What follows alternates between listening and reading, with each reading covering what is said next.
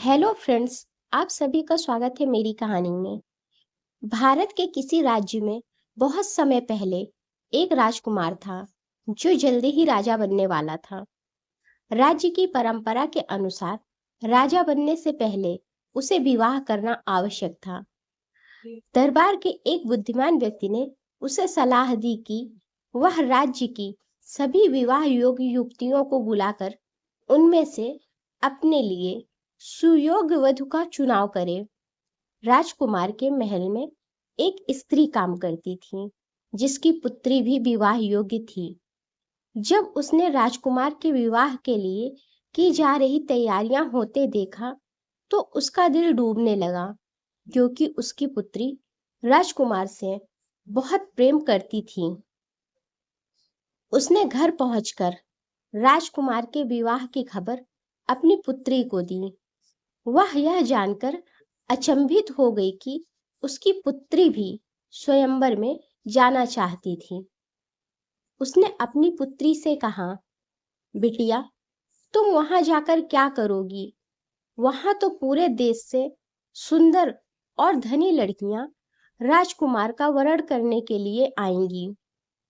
राजकुमार से विवाह की इच्छा अपने मन से निकाल दो।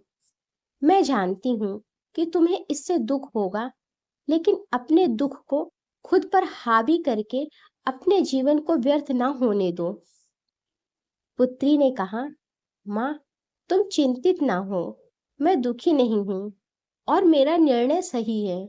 मुझे पता है कि राजकुमार मुझे नहीं चुनेगा, लेकिन इसी बहाने मुझे कुछ समय के लिए उसके निकट होने का मौका मिलेगा। मेरे लिए यही बहुत है।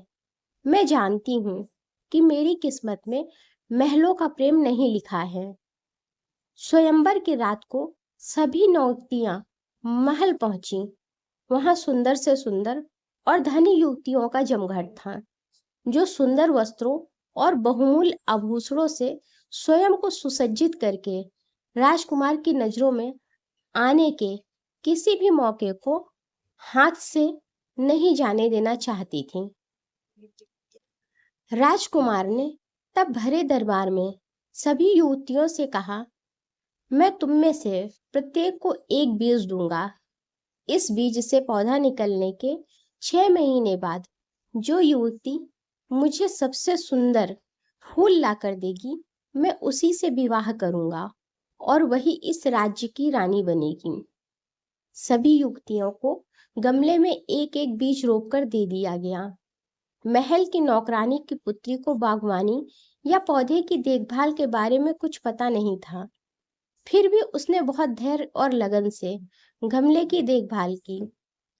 राजकुमार के प्रति उसके दिल में गहरा प्रेम था और वह आश्वस्त थी कि पौधे से निकलने वाला फूल बहुत सुंदर होगा।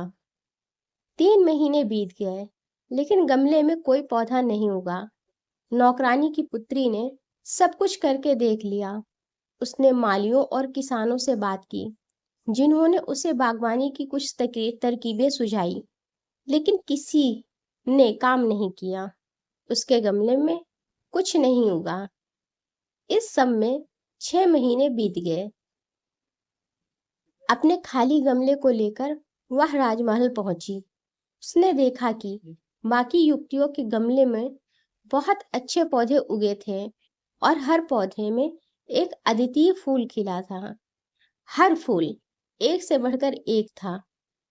अंत में वह घड़ी आ गई जिसकी सभी बाट जोह रहे थे।